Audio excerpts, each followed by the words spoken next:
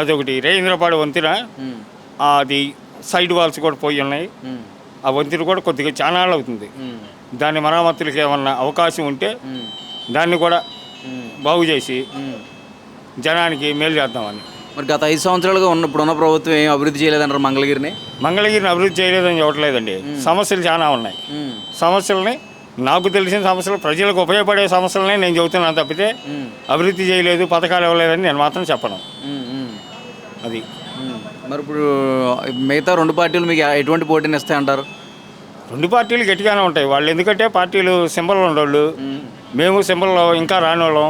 Symbol వచ్చిన తర్వాత మాకు ఏదన్నా జనం తోడ్పడితే మేము గెలుస్తానికి అవకాశం ఉంది.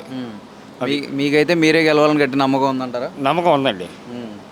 మీరే గెలుస్తారంటారా? 9 ఓట్లు తేడా నేను గెలవాలని నమ్మకం ఉందండి. Okay okay okay sir, thank you so much. Thank you.